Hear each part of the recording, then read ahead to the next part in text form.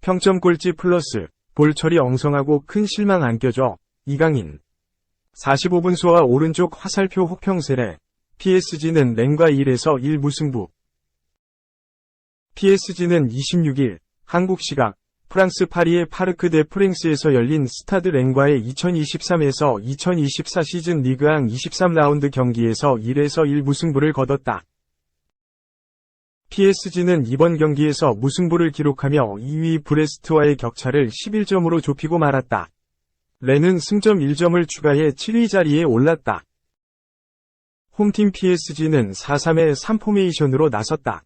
브래들리 바르콜라, 킬리안 음바페, 우스만 덴벨레가 최전방 세 자리에 위치했고 중원은 이강인, 파비안 루이스, 비티냐가 호흡을 맞췄다. 포백에는 리카 에르난데스, 루카스 베랄도, 다닐루 페레이라, 아슈라프 하키미가 나섰다. 골키퍼 장갑은 잘루이지 돈나룸마가 꼈다. 원정팀 렌은 4-4-2 포메이션으로 맞섰다.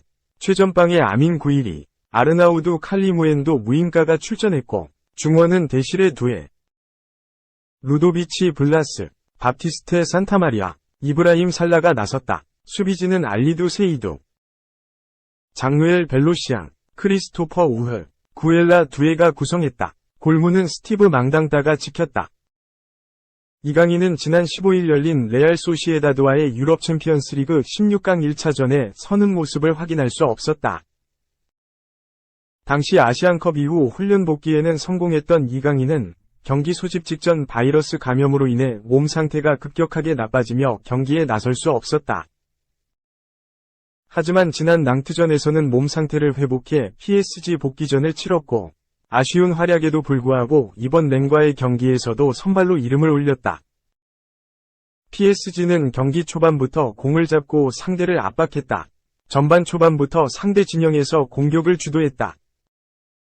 전반 14분 음바페의 침투 패스를 받은 하키미가 박스 안에서 왼발 슈팅을 시도한 것이 수비에 막혔고 전반 20분에도 덴벨레가 내준 패스를 비티냐가 오른발로 마무리했지만 골문 안으로 들어가지 못하고 골키퍼에게 걸리고 말았다.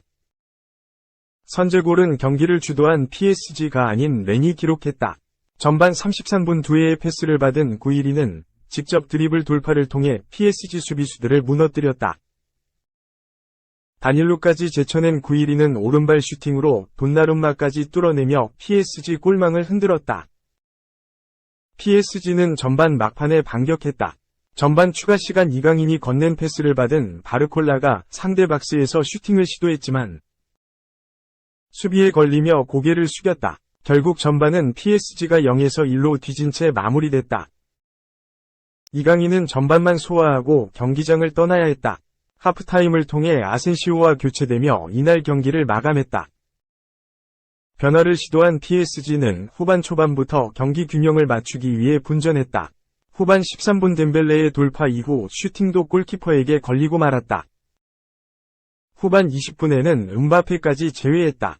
음바페와 바르콜라를 빼고 곤살로 하무스, 랑달콜로 무아니를 투입해 공격을 강화했다. 공격이 계속됐지만 득점은 터지지 않았다. 후반 38분 하무스가 상대 페널티 박스 안에서 수비에 걸려 페널티킥을 얻는 듯 했지만 VAR 판독 이후 판정이 번복되며 페널티킥 기회까지 사라졌다. 후반 추가 시간 PSG는 경기를 원점으로 되돌렸다.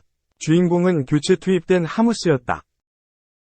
하무스는 후반 추가 시간 돌파 과정에서 망당따에게 걸리며 파울을 당했다. 주심은 다시 한번 VAR 확인 이후 이번에는 페널티킥을 선언했다. 하무스는 직접 키커로 나서 페널티킥을 성공시켰고 PSG는 극적으로 1대1 무승부를 거뒀다. 이강인은 이번 렌과의 경기에서 선발 출전해 45분을 소화하고 교체됐다. 패스 성공률 88%, 태클 성공 1회 공소유권 회복 2회, 기회 창출 1회 등 경기장에서 거의 영향력을 발휘하지 못하고 떠났다. 평점에서도 아쉬움이 드러났다. 축구 통계 매체 풋몹은 평점 6.3점을 부여하며 골키퍼 돈나룸마를 제외하고 가장 낮은 평점을 이강인에게 부여했다. 프랑스 언론의 평가는 더욱 매몰찼다. 프랑스 풋메르카토는 이강인에게 팀 내 최하점인 3점을 부여하며 이강인은 미드필더 지역에서 기대했던 임팩트를 보여주지 못했다. 기술적으로 볼 처리가 엉성했고 몇 차례 공 소유권도 잃었다. 결국 그는 미숙한 상황 대처로 큰 실망을 안겨주고 하프타임에 교체됐다. 라고 호평을 쏟아냈다. 프랑스의 막시풋도 최하인 3점을 부여하고 공격 전개에 전혀 영향을 미치지 못했으며 지나치게 신중해 공을 잃는 장면만 눈에 띄었다. 라고 지적했다. 이강인은 PSG 복귀 전이었던 지난 낭트전에서 61분가량을 소화하며 기회 창출 2회, 슈팅 1회를 기록했다. 이강인은 볼 경합 성공률 0%, 크로스 성공률 22% 등으로 아쉬운 수치도 있었다. 프랑스 언론의 평점도 아쉬운 활약에 맞춰 낮은 수준이었다.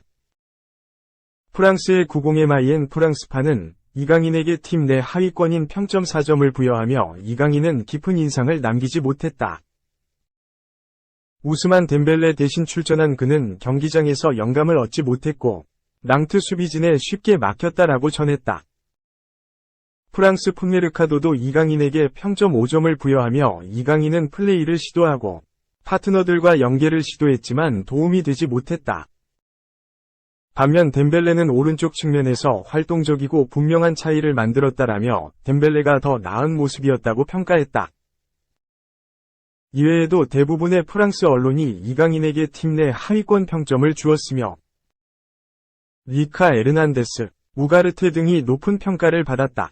결국 2경기 연속 호평을 피하지 못했다. 이강인은 올 시즌 초반 부상으로 빠진 기간을 제외하면 출전 때마다 대체로 준수한 활약과 팀에 대한 헌신이 매 경기 드러났다. 이강인은 올 시즌 중원과 공격을 가리지 않고 PSG에서 준수한 활약을 이어가고 있다. 다만 시작이 조금 흔들리기는 했다. 이강인은 PSG 입단하자마자 부상을 2번이나 입었다. 7월 프리시즌 첫 경기였던 르아브르와의 친선전에서 허벅지 부상을 한 차례 입었다. 이강인은 르아브르전 부상 이후 프리시즌 경기를 소화하지 못하다가 마지막 경기였던 전북현대와의 경기에 교체로 복귀했다. 지난 9월엔 왼쪽 대퇴사두근을 다쳤다. 툴루즈전에서 교체된 이강인은 이후 부상 소식이 전해지며 팬들을 놀라게 했다. 다시 휴식을 취한 이강인은 아시안게임 직전 치른 도르트문트와의 유럽 챔피언스리그 조별리그 1차전 경기에서야 교체로 그라운드를 밟을 수 있었다. 불행 중 다행으로 2번 다 경미한 부상으로 끝나 빠르게 복귀했다.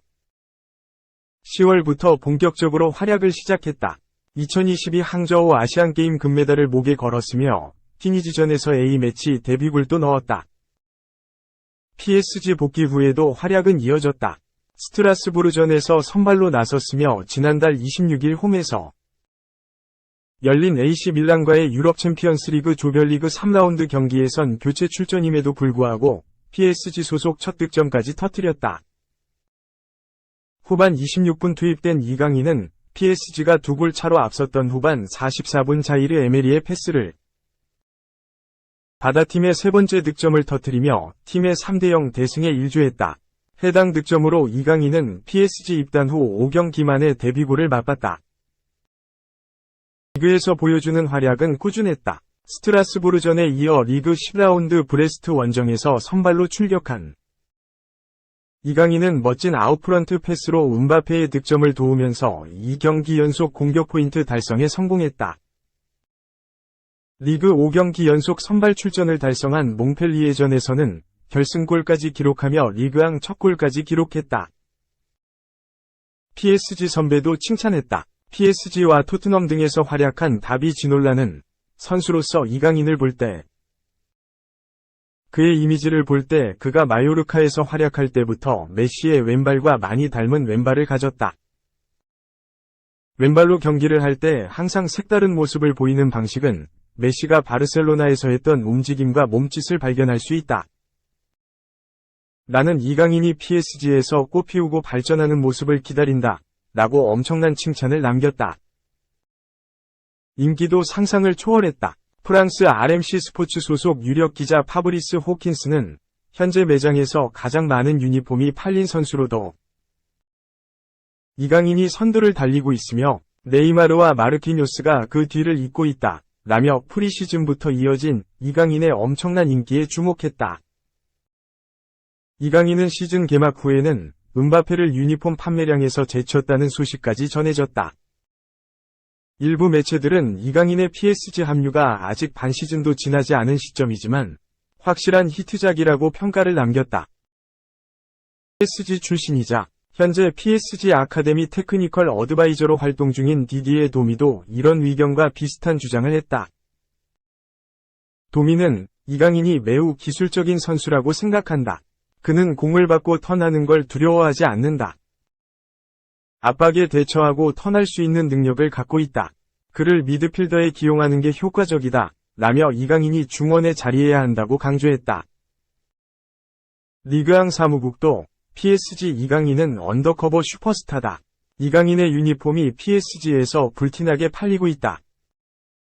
킬리안 음바페와 우스만 덴벨레의 이름보다 이강인의 이름이 더 눈에 띈다. 한국인 관광객들이 파르크 대 프랭스로 계속 몰리고 있다라며 이강인의 인기를 조명했다. 이어 PSG는 이강인의 존재로 혜택을 누리고 있다. 루이스 엘리케 감독에게 유용한 선수일 뿐만 아니라 그는 PSG가 아시아에서 그 어느 때보다 인기를 끌 수 있도록 돕고 있다. 22세인 그는 아직 갈 길이 멀지만 그는 아시아의 새로운 스타가 되어 한국 대표팀 스타 손흥민의 뒤를 이을 모든 것을 갖추고 있다라고 차세대 아시아 대표 스타라는 평가까지도 남겼다. 다만 유럽 챔피언스 리그, UCL, 선발 출전에서는 좀처럼 고전을 면치 못하며 평가가 달라지기 시작했다. 조별리그 5차전 뉴캐슬전에서 처음으로 UCL 첫 선발 출전에 열망을 이뤘음에도 리그에서와 달리 UCL 첫 선발은 좋은 평가를 받지 못했다. 프랑스 매체 풋 메르카토는 이강인의 뉴캐슬전 활약에 PSG에서의 최악의 성적이었을 것이다. 평소 포지션에서 덜 활약하는 것을 보았으며 이는 그의 기술적인 낭비라고 설명할 수 있다. 그는 패스와 크로스 실패가 너무 많았다. 주목할 만한 활동이었지만 결정적인 역할을 하기에는 충분하지 않았다라며 혹평했다. UCL에서의 부진을 리그에서 만회했다. 르아브르전에서 중원 한자리에 선발 출전했는데 패스 성공률 89%, 드리블 성공 3회 등 인상적인 기록도 있었지만 경기 내에서 가장 많이 볼 경합에서 패하며 다소 아쉬운 모습도 있었다. 다만 프랑스 언론은 이강인에 대해 음바페의 득점에서 이강인의 돌파가 나머지 액션을 만들어냈다. 후반 늦은 시간에도 실수를 만회할 수 있는 공 소유권을 지키는 데 몰두했던 이강인은 특정 순간에 팀이 숨을 쉴 수 있도록 도왔다. 이번 시즌 엘리케 감독이 그를 믿었을 때마다 그렇듯이 그는 자신의 이익을 생각하지 않고 자신을 희생했다라며 이강인의 헌신에 주목했다. 이어진 낭트전에서는 우측 윙어로 출전했는데 프랑스 일부 언론의 혹평에도 불구하고 팀 내 상위권 평점을 받으며 리그 활약을 이어갔다. UCL 6차전의 서위 활약은 아쉬웠다. 루이스 엘리케 감독은 낭트전에서 아쉬웠던 우측 윙어 포지션 대신 이강인을 중원에 기용했지만 크게 활약하지 못했다. 도르트문트전 부진 이후 일부 프랑스 언론은 기다렸다는 듯이 부정적인 의견을 쏟아냈다. PSG 소식을 전하는 파리팀도 이강인에 대해 그는 자신의 자리를 찾지 못한 실망스러운 경기였다라고 설명했으며 르파리지앵도 4.5점을 주며 압박을 가할 때도 흥미롭지 않았고 라인 사이에서만 자주 볼을 잡았다. 골문 앞에서처럼 최전방에서 더 나은 모습을 보여줄 필요가 있다라고 평가했다. 풋메르카토는 이강인에게 경기 내에서 가장 낮은 평점인 3점을 부여하며 이강인은 미드필더진에서 선발 출전했다. 공격적을 빛을 발하고 공을 가지고 기술적인 지배력을 발휘할 수 있는 기회였다. 하지만 그는 기술적 부정확한 패스를 연발했고 수비에 영향을 미치지 않는 정반대의 행동을 했다. 또한 그는 무아니의 크로스에서 피할 수 없는 기회를 놓쳤다라며 엄청난 혹평을 쏟아냈다.